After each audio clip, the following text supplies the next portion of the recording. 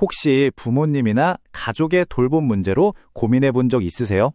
사실 정말 많은 분들이 겪는 현실적인 어려움이잖아요.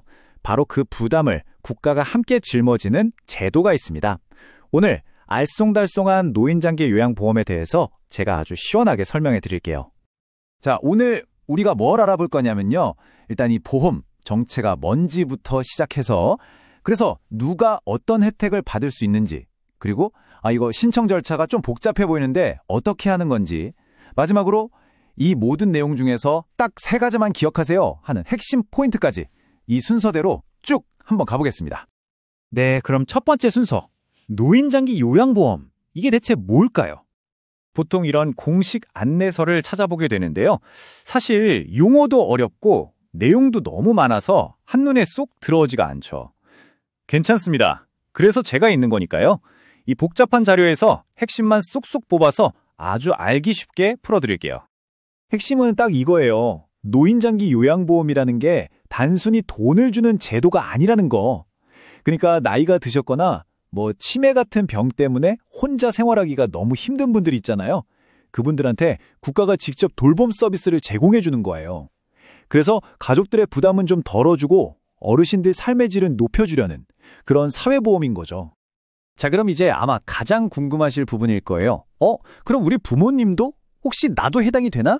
누가 이 혜택을 받을 수 있는지 그 자격에 대해서 확실하게 한번 짚어보겠습니다. 자격 조건은요, 크게 2부류로 나눌 수 있어요. 첫 번째는 만 65세 이상인 분들 중에서 혼자 일상생활하기가 어려운 어르신들이고요. 두 번째는 아직 만 65세가 안 됐더라도 치매나 뇌졸중처럼 특정 노인성 질병 때문에 도움이 꼭 필요한 분들, 이 2그룹이 해당됩니다. 근데 여기서 정말 중요한 기준이 하나 있어요. 그냥 나이가 많다고 또는 특정 병이 있다고 해서 자동으로 혜택을 받는 게 아니에요. 제일 중요한 건 최소 6개월 이상 혼자서는 생활에 어렵다는 걸 나라에서 공식적으로 인정을 받아야 한다는 겁니다.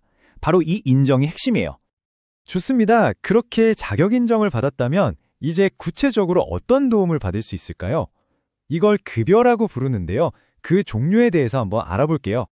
네, 수급자가 되면 이제 진짜로 어떤 서비스를 쓸 수 있는지 궁금하시죠? 선택지는 크게 2가지가 있습니다. 서비스는 크게 재가급여랑 시설급여 이렇게 둘로 나뉩니다.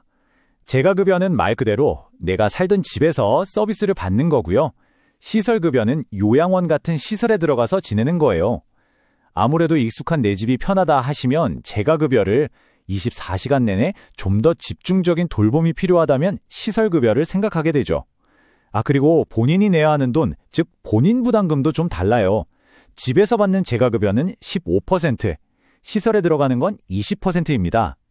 집에서 받는 서비스, 즉 재가급여도 종류가 꽤 다양해요. 요양보호사님이 직접 집으로 오시는 방문요양, 목욕을 도와주는 방문목욕, 그리고 낮 시간 동안 센터에 가서 돌봄을 받는 주야간 보호 같은 것들이 있죠.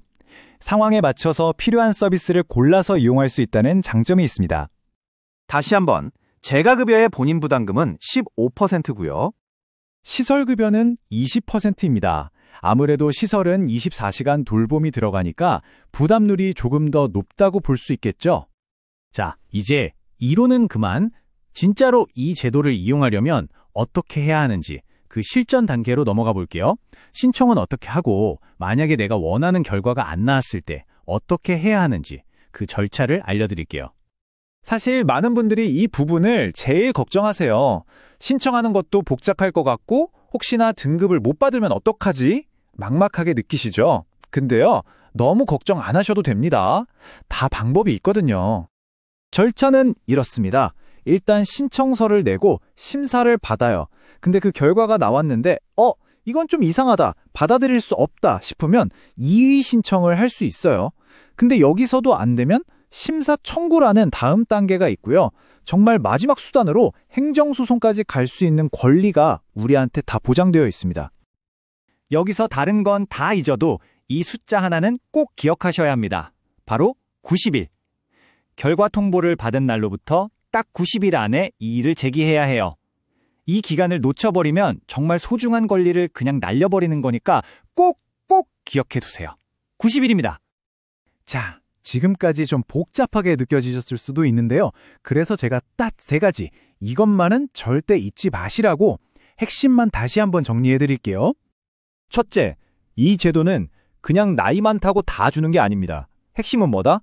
얼마나 다른 사람의 도움이 필요한가, 바로 이 필요성에 따라 결정된다는 점, 이게 가장 중요합니다.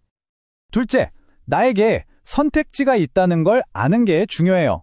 그냥 남들 다 하니까 따라가는 게 아니라 우리 가족 상황에는 집에서 서비스를 받는 게 나을지 아니면 전문 시설에 들어가는 게 나을지 최선의 선택을 할 수 있다는 겁니다. 그리고 마지막 셋째, 공단의 결정이 좀 부당하다고 느껴지면요, 절대 그냥 포기하지 마세요. 우리에게는 90일 안에 이의를 제기할 수 있는 정당한 권리가 있으니까요. 노인장기요양보험, 분명히 우리 사회를 든든하게 받쳐주는 기둥 같은 제도입니다. 하지만 아시다시피 우리나라의 고령화 속도가 정말 상상 이상으로 빠르잖아요.